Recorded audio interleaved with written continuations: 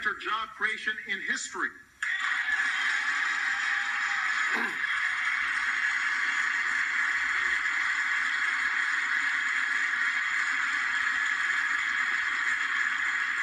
More than 14 million new jobs, the strongest 2 years of job growth since the 1990s, an unemployment rate cut in half.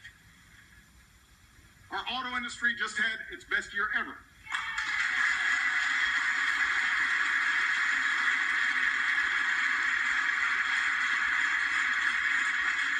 That's just part of a manufacturing surge that's created nearly 900,000 new jobs in the past 6 years. And we've done all this while cutting our deficits by almost 3/4.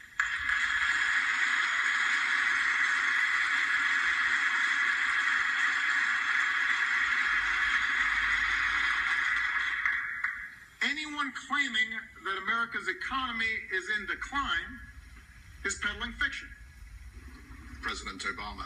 Well, in one reflective moment, the president admitted one regret of his presidency was the rancor between the parties had worsened and not improved. The president also urged his fellow politicians not to target people because of race or religion. When politicians insult Muslims, whether abroad or our fellow citizens,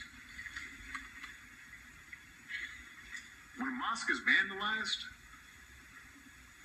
or a kid is called names, that doesn't make us safer. That's not telling it like it is. It's just wrong. It diminishes us in the eyes of the world. It makes it harder to achieve our goals. It betrays who we are as a country.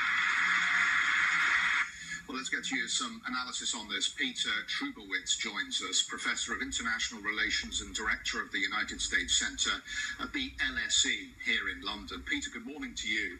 Good morning. As Obama's swan song, how do you think this one will go down in the annals of addresses to the nation?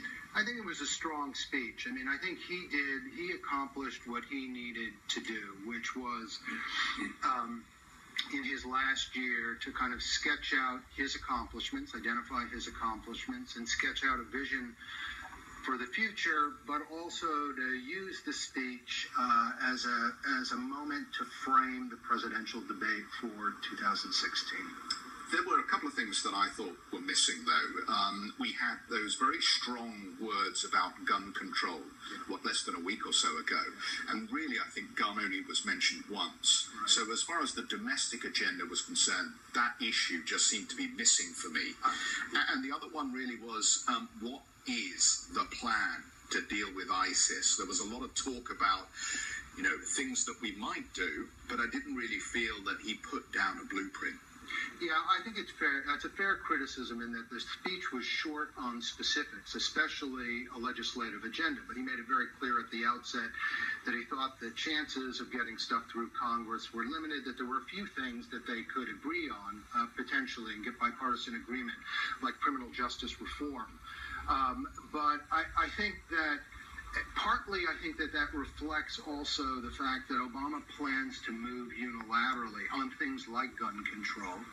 And in the case of ISIS, I think the administration believes that they actually have a plan, a long-term plan. At the same time that, he was talking about ISIS, I believe on a kind of split screen, at least on American TV, there were figures showing, capturing the amount of territory that, in fact, Iraqi forces, American-backed Iraqi forces, had reclaimed in recent weeks.